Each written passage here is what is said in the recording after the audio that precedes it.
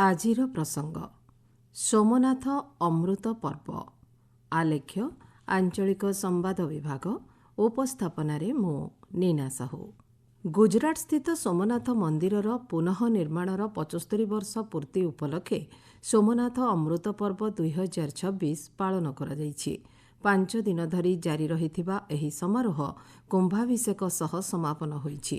11ଟି ପବିତ୍ର ତୀର୍ଥସ୍ଥଳୀରୁ ଆସିଥିବା ଜଳ ଦ୍ୱାରା ମନ୍ଦିର ଶିଖରରେ କୁମ୍ଭାଭିଷେକ ଅନୁଷ୍ଠିତ ହୋଇଛି। ସୋମନାଥ ମନ୍ଦିର ଇତିହାସରେ ପ୍ରଥମ ଥର ପାଇଁ ଏଭଳି ଅଭିଷେକ କରାଯାଇଛି। 90 ମିଟର ଉଚ୍ଚ କ୍ରେନ୍ ବ୍ୟବହାର ମାଧ୍ୟମରେ ଏକ ବିଶାଳ କୁମ୍ଭକୁ ମନ୍ଦିର ଶିଖରକୁ ଉଠାଯାଇ ବୈଦିକ ମନ୍ତ୍ର ଉଚ୍ଚାରଣ ମାଧ୍ୟମରେ ପବିତ୍ର ଜଳବିଧି ଅନୁଷ୍ଠିତ ହୋଇଛି। ଭାରତୀୟ ବାୟୁସେନାର ଯବାନ ପବିତ୍ର ପ୍ରଭାସ ପଟନ ଭୂମିରେ ଚିତ୍ତାକର୍ଷକ କ୍ରୀଡ଼ା ପ୍ରଦର୍ଶନ କରିଛନ୍ତି। ବାୟୁ ବାୟୁ ଏବଂ ଭୂମିବାୟୁ ମଧ୍ୟରେ ସମନ୍ୱିତ ଯୁଦ୍ଧ କୌଶଳ ପ୍ରଦର୍ଶନ କରାଯାଇଛି। ଏକ ହେଲିକପ୍ଟର ମାଧ୍ୟମରେ ମନ୍ଦିର ଶିଖର ଉପରେ ଗତକାଲି ପୁଷ୍ପବୃଷ୍ଟି କରାଯାଇଥିଲା।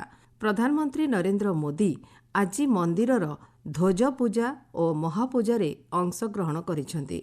1026 ମସିହାରେ ସୋମନାଥ ମନ୍ଦିର ଉପରେ ପ୍ରଥମ ଥର ପାଇଁ ଆକ୍ରମଣ ହୋଇଥିଲା। ବହୁ ବର୍ଷ ଧରି ଆକ୍ରମଣକାରୀଙ୍କ ଦ୍ୱାରା ସୋମନାଥ ମନ୍ଦିର ବାରମ୍ବାର ଧ୍ୱଂସ ଏବଂ ଲୁଣ୍ଠିତ ହୋଇଥିଲା। ପ୍ରତ୍ୟେକ ଥର ଭକ୍ତ ଏବଂ ଶାସକ ଏହାର ପୁନଃ ନିର୍ମାଣ ମାଧ୍ୟମରେ ହୃତ ଗୌରବର ପୁନରୁଦ୍ଧାର କରିଛନ୍ତି। ସୋମନାଥ ମନ୍ଦିର ଭାରତର ସବୁଠାରୁ ପବିତ୍ର ତୀର୍ଥସ୍ଥଳୀଗୁଡ଼ିକ ମଧ୍ୟରୁ ଗୋଟିଏ। ଭଗବାନ ଶିବଙ୍କ 12ଟି ଆଦି ଜ୍ୟୋତିର୍ଲିଙ୍ଗ ମଧ୍ୟରୁ ପ୍ରଥମ ଭାବେ ସୋମନାଥ ମନ୍ଦିରକୁ ଗଣନା କରାଯାଏ। ଚଳିତ ବର୍ଷ ପ୍ରଥମ ଆକ୍ରମଣର 1000 ବର୍ଷ ପୂର୍ତ୍ତି ପାଳନ କରାଯାଇଛି। ଏହି ଅବସରରେ ଗତ ଜାନୁଆରୀ 11 ଏବଂ 12 ତାରିଖରେ ଅନୁଷ୍ଠିତ ସ୍ୱାଭିମାନ ପର୍ବରେ ପ୍ରଧାନମନ୍ତ୍ରୀ ଯୋଗ ଦେଇଥିଲେ। ମନ୍ଦିର ଟ୍ରଷ୍ଟର ଅଧ୍ୟକ୍ଷ ଭାବେ ଶ୍ରୀ ମୋଦି ଏହି କାର୍ଯ୍ୟକ୍ରମରେ ଯୋଗଦେବା ସହିତ ସେଠାରେ ପବିତ୍ର ପୂଜା ଏବଂ ଜାତିର କଲ୍ୟାଣ ଏବଂ ସମୃଦ୍ଧି ପାଇଁ ପ୍ରାର୍ଥନା କରିଥିଲେ। 72 ଘଣ୍ଟା ଧରି ଓଁକାର ମନ୍ତ୍ର ମଧ୍ୟ ଜପ କରାଯାଇଥିଲା। ପ୍ରଭାସ ପଟନଠାରେ ଏକ ବିଶାଳ ଶୌର୍ଯ୍ୟଯାତ୍ରା ଆୟୋଜନ ସହ ଶତାବ୍ଦୀ ଧରି ସୋମନାଥ ମନ୍ଦିରକୁ ସୁରକ୍ଷିତ ରଖିଥିବା ଯୋଦ୍ଧାଙ୍କୁ ଶ୍ରଦ୍ଧାଞ୍ଜଳି ପୂର୍ବକ 108 ଘୋଡ଼ାର ଏକ ପ୍ରତୀକାତ୍ମକ ଶୋଭାଯାତ୍ରା ଅନୁଷ୍ଠିତ ହୋଇଥିଲା। ଚଲୋ ଚଲେ ସୋମନାଥ ଅଧୀନରେ ଆୟୋଜିତ ସୋମନାଥ ସ୍ୱାଭିମାନ ପର୍ବ ଯାତ୍ରାକୁ ଗତ ମାସ 30 ତାରିଖରେ ଶୁଭାରମ୍ଭ କରାଯାଇଥିଲା। ଦିଲ୍ଲୀର ସଫଦରଜଙ୍ଗ ରେଳ ଷ୍ଟେସନରୁ ଏକ ସ୍ୱତନ୍ତ୍ର ଟ୍ରେନ୍ ଯୋଗେ 1300ରୁ ଅଧିକ ଭକ୍ତ ସୋମନାଥ ଯାତ୍ରା କରିଥିଲେ।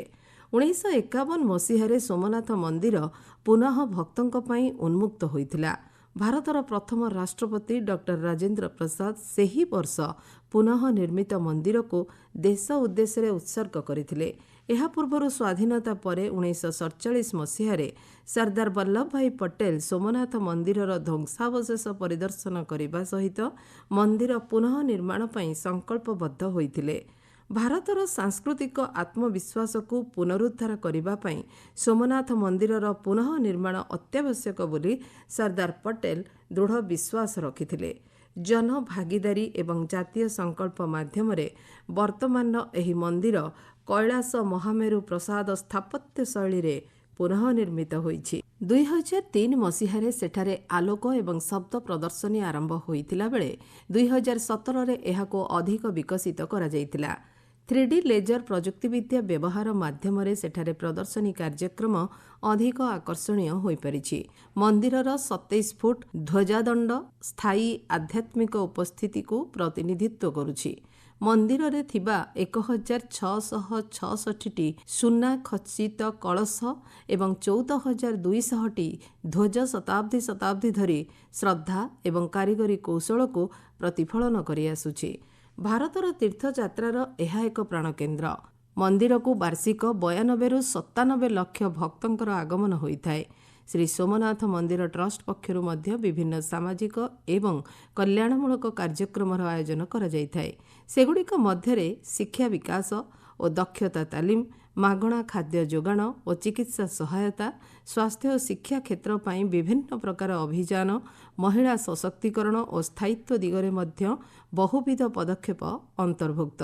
ଶତାବ୍ଦୀ ଧରି ସୋମନାଥ ମନ୍ଦିର ଭାରତବାସୀଙ୍କର ଆସ୍ଥା, ବିଶ୍ୱାସ ଏବଂ ସ୍ଥାୟିତ୍ୱର ପ୍ରତୀକ ହୋଇ ରହିଆସିଛି।